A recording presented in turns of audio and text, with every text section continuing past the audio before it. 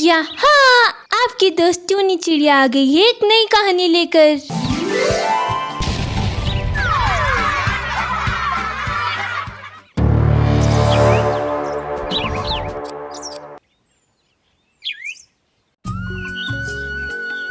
गर्मियों का मौसम था। एक दिन बच्चों की टोली में सबसे बदमाश टिंकू कबूतर सारे पक्षी बच्चों से कहता है, अरे जब से छुट्टियां हुई है रोज हम लोग वही जामुन और शहतूत के फल खाया करते हैं। तुम सब अगर तैयार हो तो आज मैं तुम लोगों को एक बड़ा सा अमरूद का पेड़ दिखाता हूँ।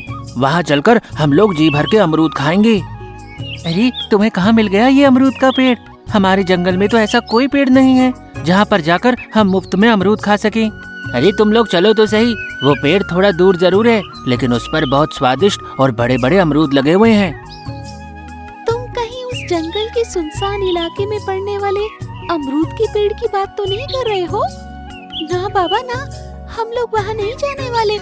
मेरी माँ ने वहाँ जाने से मना किया है। अरे तुम तो हो ही डरपोक चिड़िया, अपने साथ साथ हमें क्यों डरा रही हो? अरे तुम्हें नहीं चलना तो मत चलो, तुम यहाँ रहो और ये जामुन खाओ। हम तो उस पेड़ पर अमरूद खाने जा रहे हैं। सारे पक्षी टिंकू की बात से सहमत हो जाते हैं और सुनसान स्थान पर लगे हुए उस अमरूद के पेड़ पर अमरूद खाने चले जाते हैं। अरे वाह टिंकू, तुम तो सच कहते थे, इस पेड़ पर तो बहुत सारे अमरूद लगे हैं। अब हम लोग रोज यहाँ पर अमरूद खाने आया करेंगे। पक्षियों की बात सुनकर उस पेड़ पर रहने वाली चुड़ैल चिड़िया की नींद टूट जाती है। अरे वाह, पक्षियों के बच्चों की मेहनत।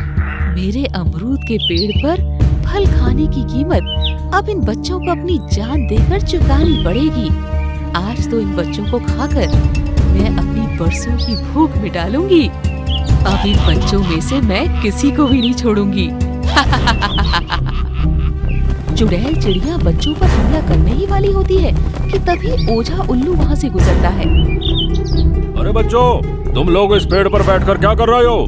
क्या तुम्हारे माता पिता ने तुम्हें नहीं बताया कि इस पेड़ से अमरूद खाना मना है? चलो जाओ यहाँ से। ओझा उल्लू को वहाँ देखकर सारे पक्षी बच्चे डर जाते हैं और तुरंत वहाँ से उड़ जाते हैं। ये कैसे हो सकता है? मेरे इतने करीब आकर मेरा शिकार मेरे हाथ से कैसे निकल गया?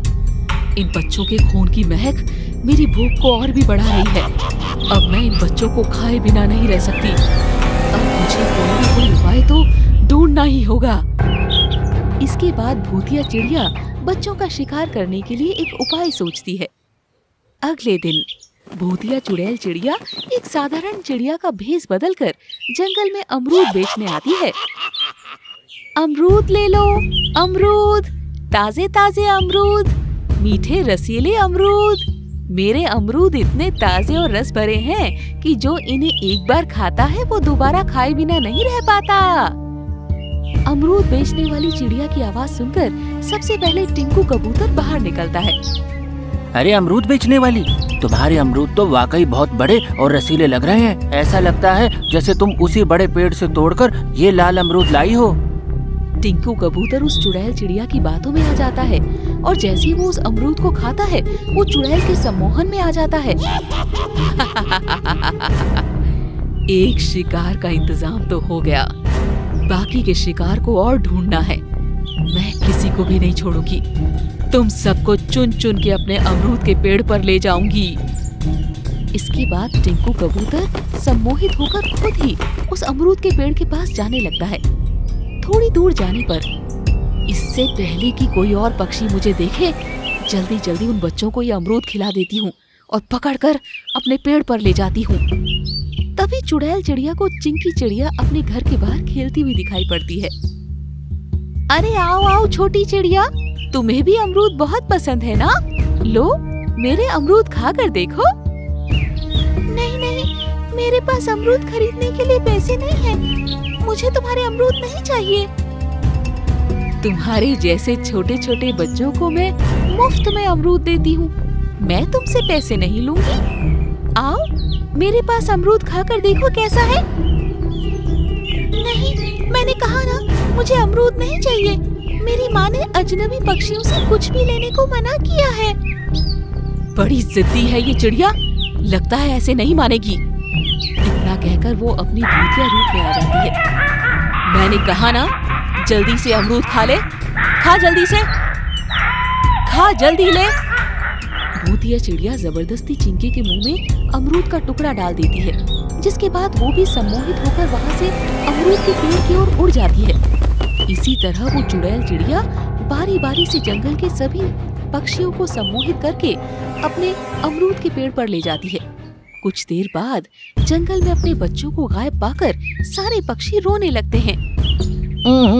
अरे देखो पक्षियों, एक साथ इतने सारे बच्चों के गायब होने के पीछे जरूर कोई बड़ी वजह है। आज दोपहर में मैंने एक अमरूद बेचने वाली को देखा भी था, जो बच्चों को मुफ्त में अमरूद बांट रही थी। अब मुझे लगता है उस अमरूद बेचने वाली उसी चिड़िया के आने के बाद से ही बच्चे गायब हुए हैं।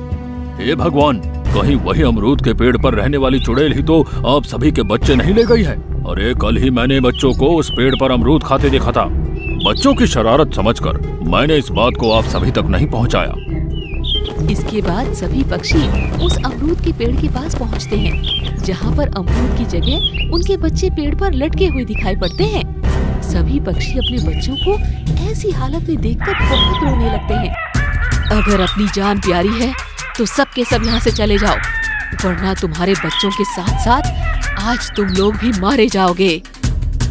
देख, इन मासूम बच्चों को जाने दे और इस जंगल को छोड़कर चली जा, नहीं तो आज मैं तुझे नहीं छोड़ने वाला। अगर तू मुझे कैद करेगा तो तू भी मारा जाएगा। चला जा यहाँ से, ये बच्चे मेरा शिकार हैं। चुड़ैल की बात सुनकर उल्लू ओझा एक लाल रंग का धागा उस पेड़ पर बांध देता है, जिससे चुड़ैल चीखने लगती है।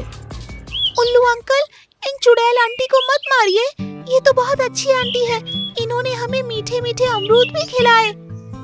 बच्चों की मासूम बात सुनकर चुड़ैल को अपने किए पर बहुत पछतावा होता है और वो माफी मांगकर सभी पक्षी बच्चों को मुक्त कर देती है।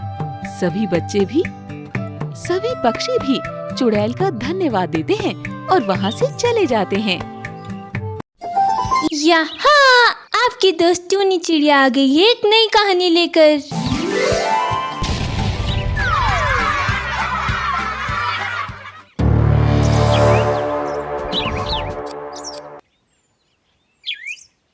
चंपक वन में बहुत से पशु पक्षी खुशी खुशी रहा करते थे।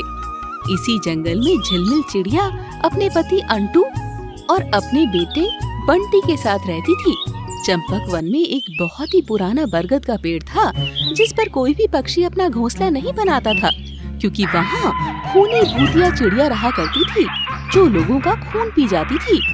कोई नहीं जानता था कि वो चिड़िया कब से वहाँ रह रही थी, पर उसके डर से कोई भी उस बरगद के पेड़ पर तो क्या, उसके आसपास के पेड़ों पर भी घर नहीं बनाता था। पर कुछ बेचारे गरीब पक्षी सस्ते होने के कारण यहाँ पर घर खरीद रहे थे।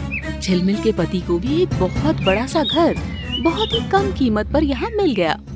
सुनो, हमारा नया घर तो ठीक भूतिया चिड़िया के पेड़ के सामने है, मेरी मानो तो उसे मत खरीदो। अरे झिलमिल, हमारे अलावा भी और भी परिवार यहाँ रहते हैं। यहाँ पर बहुत कम कीमत पर घर उपलब्ध है, फिर अपनी सुरक्षा तो सभी को स्वयं करनी पड़ती है। हमारे जैसे नन्हे पक्षियों को तो अनगिनत खतरे होते हैं, हम कब तक डरते रहेंगे। आखिर हमें इन सभी खतरों का कभी न कभी तो सामना करना ही पड़ेगा। तुम चिंता मत करो, हमें कुछ नहीं होगा।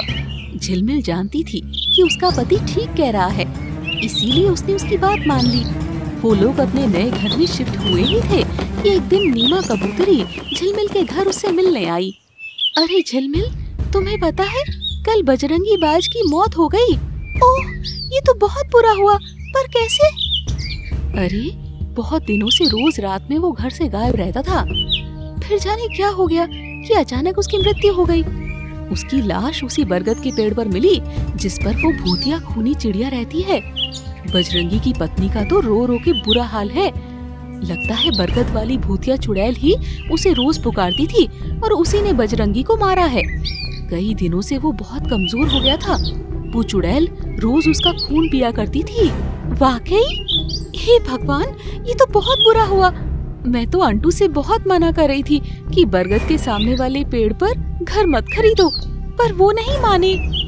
यहाँ आसपास के पेड़ों पर सस्ते और बढ़िया घर मिल जाते हैं, क्योंकि पक्षी यहाँ घर खरीदना ही नहीं चाहते। हाँ, मैं समझ सकती हूँ इसीलिए तो तुझे सावधान करने चली आई। तुम्हारा बेटा भी अभी बहुत छोटा है, तो तुम तो खास ध्यान रखना। बजरंगी के घर पर 2 दिन के बाद पूजा है, तुम भी जरूर आना। अच्छा, अब चलती हूँ। झिलमिल ने शाम को ये बात अपने पति को बताई तो वो चिंतित हो गया, पर अब कर भी क्या सकते थे। सो बात आई गई हो गई। एक दिन झिलमिल अपने बेटे को उड़ना सिखा रही थी। बंटी, ज्यादा दूर मत जाना और उस बरगद के पेड़ से दूर ही रहना। नहीं माँ, तुम चिंता मत करो, मैं थोड़ी दूर ही उड़कर वापस आ जाऊंगा और बरगद के पास जाने का तो सवाल ही नहीं उठता। झिलमिल आश्वस्त होकर घर के काम निपटाने लगी और बंटी उड़ने की प्रैक्टिस करने लगा। बंटी उड़ते हुए जब बरगद के सामने से गुजरा तो अचानक किसी ने उसे पुकारा, बंटी बेटा, मेरे पास आओ। बंटी ने चौंक कर इधर उधर देखा तो उसे बरगद के पेड़ पर एक डरावनी चिड़िया की परछाई दिखी। बंटी उसे देखकर डर गया और वापस घर की ओर उड़ गया। बंटी ने अपनी माँ को इस विषय में कुछ भी नहीं बताया, क्योंकि वो उन्हें परेशान नहीं करना चाहता था। जब गहरी नींद में सोया हुआ था, तभी उसे नींद में किसी के पुकारने की आवाज सुनाई दी। वो उठ बैठा और खिड़की से बाहर देखा तो बरगद के पेड़ पर वही चिड़िया उसे पुकार रही थी। जाने बंटी को क्या हुआ कि वो सम्मोहन में बंधा हुआ उस बरगद के पेड़ पर पहुंच गया। बंटी, आओ, मेरे पास आओ, मैं तुम्हें बहुत प्यार करूंगी और तुम्हें एक जादुई दुनिया की सैर पर ले चलूंगी। बंटी नींद में उड़ता हुआ उसी चिड़िया के पास पहुंच गया। चिड़िया ने उसके गले में अपनी चोंच फंसा दी और उसका खून पीने लगी। सुबह जब बंटी की नींद खुली तो वो उसी बरगद के पेड़ पर एक डाल पर सोया पड़ा था और उसके माता पिता उसके समीप ही खड़े थे। बंटी उठ बेटा, तू यहाँ क्या कर रहा है? हमने तुझे कहाँ कहाँ नहीं ढूंढा। मैंने तुझसे यहाँ आने को मना किया था ना, फिर क्यों आया यहाँ? माँ, कल रात मुझे किसी के पुकारने की आवाज सुनाई दी।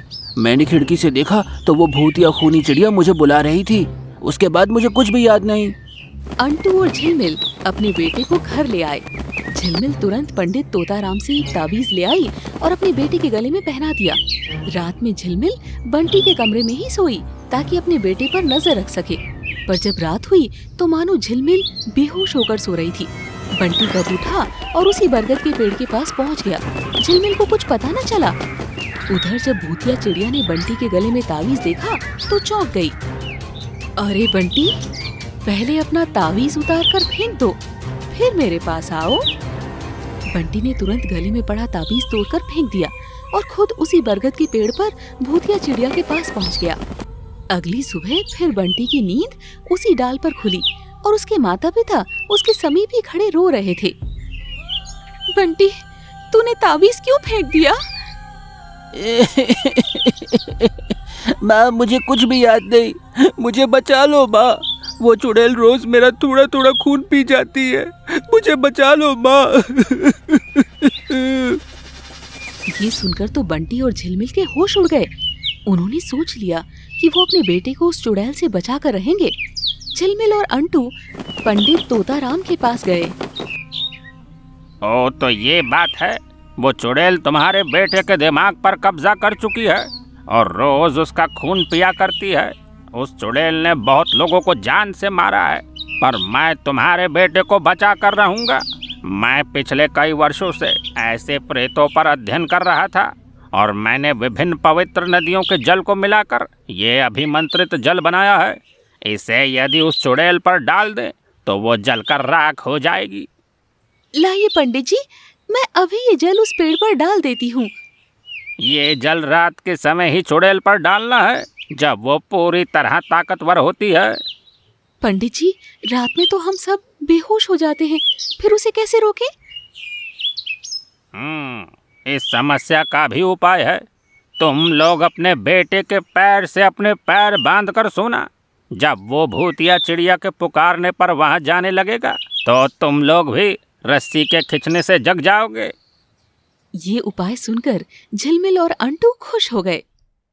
रात होने पर वो दोनों अपने बेटे के साथ अपने पैर बांधकर सो गए। आधी रात में चुड़ैल ने बंटी को पुकारा तो वो उठकर जाने लगा। इससे अंटू और झिलमिल के पैर में बंधी रस्सी खिंच गई और वो दोनों भी उठ गए। उन्होंने धीरे से रस्सी खोली और बंटी का पीछा किया। बंटी सीधा उस बरगद के पेड़ पर पहुंचा।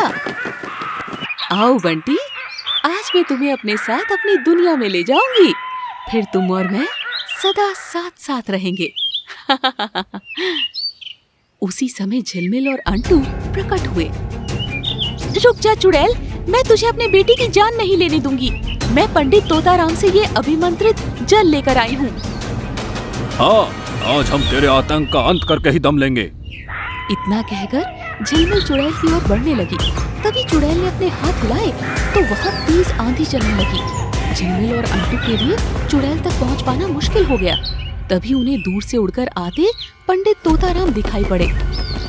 मैं जानता था ये चुड़ैल इतनी आसानी से नहीं मानेगी, इसीलिए मैं भी यहाँ आ गया। आज रात पूर्णिमा की रात है, आज रात इसका अंत होना बहुत जरूरी है। पंडित तोताराम ने एक मंत्र पढ़ना शुरू किया तो आंधी का तेज कम होने लगा। झिलमिल और अंटू पवित्र जल लेकर आगे बढ़े और चुड़ैल पर डाल दिया। चुड़ैल जोर से चीखी और जलने लगी। मुझे माफ कर दो, मुझे माफ कर दो, मुझे बचा लो। मैं यहाँ से दूर चली जाऊंगी और इस जंगल में किसी को परेशान नहीं करूंगी। अगर तू इस जंगल से चली भी गई तो किसी और जंगल के पक्षियों को परेशान करेगी। तेरा मर जाना ही सबके हित में होगा। कुछ ही देर में वो भूतिया चिड़िया जलकर गायब हो गई। बंटी वहीं उसी डाल पर बेहोश पड़ा था। अंटू और झिलमिल उसे लेकर घर आ गए। अगले दिन से बरगद का पेड़ भूत मुक्त हो गया और अब उस पर पक्षियों ने अपना घोंसला बना लिया।